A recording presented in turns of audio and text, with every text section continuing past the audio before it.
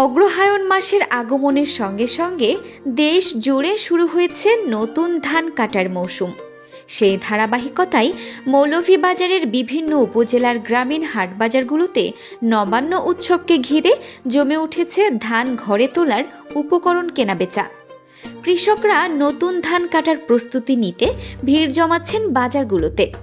মৌলভীবাজার জেলার দিঘির পাড় বাজার সহ অন্যান্য গ্রামীণ বাজারগুলোতে নজর দিলে দেখা যায় টুকরি, কাঁচি, ধান শুকানোর জন্য বড় পলিথিন, দা, বোনা ঝুড়ি, মাড়াইয়ের দড়ি সহ প্রয়োজনীয় নানান সরঞ্জামের চাহিদা বেড়েছে কয়েক গুণ। অগ্রহায়ণ মাস শুরু হওয়ার পর থেকেই এসব পণ্যের বিক্রি উল্লেখযোগ্য হারে বৃদ্ধি পেয়েছে।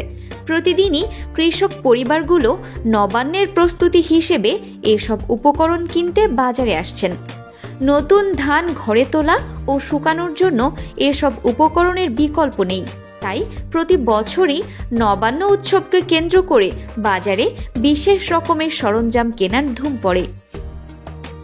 এ সময় গ্রামে উৎসবের আবহ ছড়িয়ে পড়ে, যেন প্রতিটি ঘরই নতুন ধানের সুবাসে ভরে ওঠার অপেক্ষায় থাকে।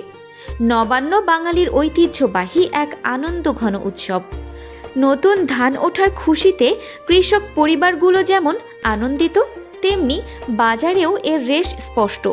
মৌলভীবাজারের গ্রামীণ এলাকার বাজারগুলো এখন একেবারে প্রস্তুত নতুন ধানের মৌসুমকে স্বাগত জানানোর জন্য।